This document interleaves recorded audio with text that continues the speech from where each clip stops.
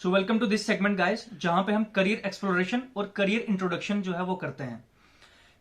Now in this video we are going to discuss defence as a career option. अगर defence आपका career option होने वाला है तो आप इस वीडियो को एंड तक देखिए और उसके बाद चूज करिए वेदर टू चूज डिफेंस और नॉट। इस वीडियो में हम हर एक चीज डिस्कस करने वाले हैं। अब द फर्स्ट थिंग, अगर आप डिफेंस को करियर ऑप्शन चूज करने वाले हैं, यू शुड नो दैट कि डिफेंस में टोटल 3 विंग्स आते हैं। That is Indian army, Indian navy and Indian air force. ये तीनों विंग्स डिफेंस के अंडर आते हैं। अगर आप डिफेंस में करियर बिल्ड करना चाहते हैं, आप इन तीनों में से कोई एक चुनेंगे और उसके बाद उसमें अपना करियर बिल्ड करेंगे एज अ ऑफिसर।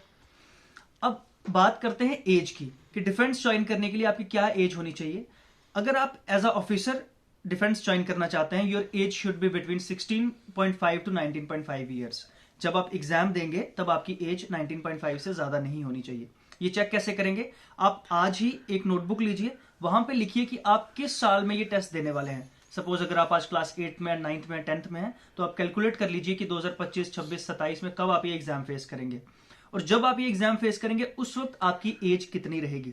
सपोज अगर आप 2025 में एग्जाम देने वाले हैं या 2026 में एग्जाम देने वाले हैं, तब आपकी एज 18 ईयर्स है, ये 18.5 है। ये आप नोट डाउन कर लीजिए और उसके बेसिस पे आपको समझ आएगा कि आपको कितनी एंट्रीज मिलेंगी या फिर कितने चांसेस मिलेंगे ये एग्जाम फेस करने के लिए। हमने डिस्कस कर लिया 3 विंग्स होते हैं और हमने एज डिस्कस कर ली। After age you have to give some undertakings and nationality obviously, तो वो डिस्कस करते हैं। नेशनलिटी क्या होती है इसमें कि यू शुड बी इंडियन। अगर आप इंडियन हैं, सिटीजन ऑफ इंडिया हैं, तो आप ये एग्जाम दे सकते हैं। If you are subject of Nepal और भूटान, तभी आप ये एग्जाम दे सकते हैं। तिब्बतन रिफ्यूजी जो इंडिया में सेटल्ड हैं बिफोर 1962, जनवरी 1, 1962 के पहले जो इंडिया में सेटल्ड हैं, वो ये एग्जाम दे सकते हैं। या फिर कुछ ऐसे लोग पीओआईज जो इंडिया में सेटल होने की इंटेंशन से आए हैं, वो भी एग्जाम दे सकते हैं। तो ये था हमारा नेशनलिटी का। And undertaking what you have to give is you have to give an affidavit कि ट्रेनिंग से पहले और ट्रेनिंग के दौरान आपकी शादी नहीं होनी चाहिए। आप पहले अनमैरिड होनी चाहिए और पूरी ट्रेनिंग के दौरान भी आप अनमैरिड ही रहेंगे। उसके बाद आप मैरिज जो है कर सकते हैं, बट तब तक आप अनमैरिड रहेंगे। These are the undertakings that you have to give to your National Defence Academy. After that let's see the selection criteria कि डिफेंस में जाने के लिए हम सेलेक्ट कैसे होते हैं।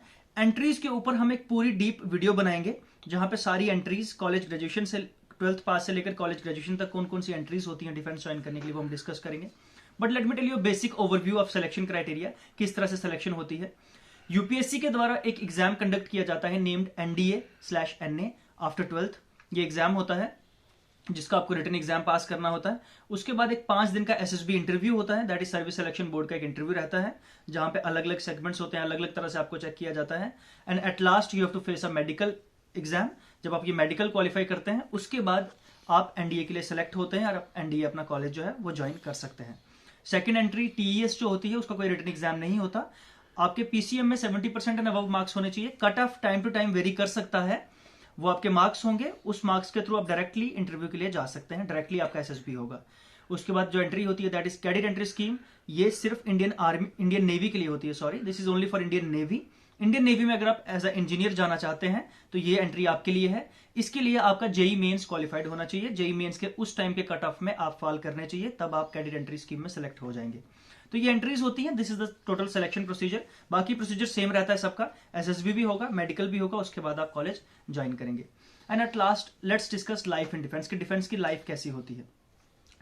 सो now listen to be very carefully. जब भी हम कोई करियर चूज करते हैं, मेनली हमारे माइंड में क्या रहता है कि क्या इसमें जॉब सिक्योरिटी है, क्या हमें जॉब मिलेगी, क्या इसमें जो सैलरी है दैट इज वर्थ, लाइफ कैसे होने वाली है, पेज, पर्क्स, वर्क कल्चर कैसा होने वाला है। Now when we talk about defence ना, you will get a very high paying job. जैसे ही आप एनडीए से पास आउट होते हैं, बेसिक ट्रेनिंग के लिए जाते हैं, फ्रॉम द डे 1 आपकी सैलरी शुरू हो जाएगी। जब आप IMA देहरादून में गए तब से आपकी सैलरी शुरू हो जाएगी। और अगर आप TES के थ्रू जाते हैं तो स्टार्टिंग के 3 साल, 1 साल तो आपकी OTA में पहले ट्रेनिंग होती है। इसके ऊपर बहुत डीप वीडियो हम बनाएंगे नेक्स्ट, बट 1 साल पहले OTA गया में ट्रेनिंग होती है। उसके बाद आप बीटेक करते हैं, वो भी फेजेस में होती है, और 3rd ईयर के बाद आपकी सैलरी स्टार्ट हो जाती है, जो 7th पे कमीशन के हिसाब से इट्स नियर अबाउट 56,000 और approximately close to that. And on life in defense, you are going to get a very high paying job. You will get very high job satisfaction, because when you are serving your country, you will get very high job satisfaction. Job security is obviously there कि जैसे ही आप ND के exam qualify करेंगे, आप उनके college में पढ़ने जाएंगे, you will definitely, you are going to get a job. आप इंडियन आर्मी में लेफ्टिनेंट या फिर फ्लाइंग ऑफिसर इन एयरफोर्स और सब लेफ्टिनेंट ये बनेंगे ही बनेंगे, आपको जॉब डेफिनेटली मिलेगी ही मिलेगी। After retirement benefits you are going to get scope of higher studies. Indian army will offer you कि आप किसी भी इंडिया से बड़े कॉलेज से कोई भी डिग्री उसके बाद ऑप्ट कर सकते हैं. अगर आप कोई मास्टर्स डिग्री करना चाहते हैं इनके IITs से आप पढ़ सकते हैं, आपको एडमिशन मिलेगी और जिसके most of the expenses Indian army ही बेयर करेगी. उसके बाद you are going to stay fit and fine for ever, क्योंकि डिफेंस का रेजीम ही ऐसा है, डिफेंस की रूटीन ही ऐसी है कि you are going to stay fit and fine ever discipline. And there is unmatched reputation कि when you are in Indian Army, when you're an officer in Indian Army, your reputation is unmatched. So you also get some other benefits like accommodation, medical, education, canteen. These are also the benefits that come along with this job. जब आप Indian army के select होते हैं ये सारी चीजें आपको साथ मिलती हैं.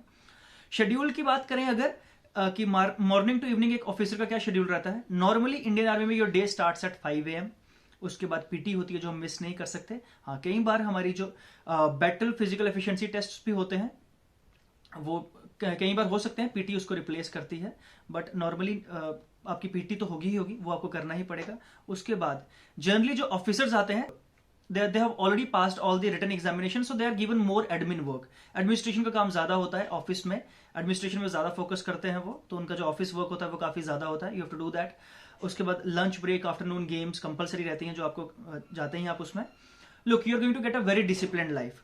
नाउ अगर हम इसके प्रोज हैं कुछ कॉन्स डिस्कस करें तो the only one thing that I can tell you that your life is going to be very disciplined.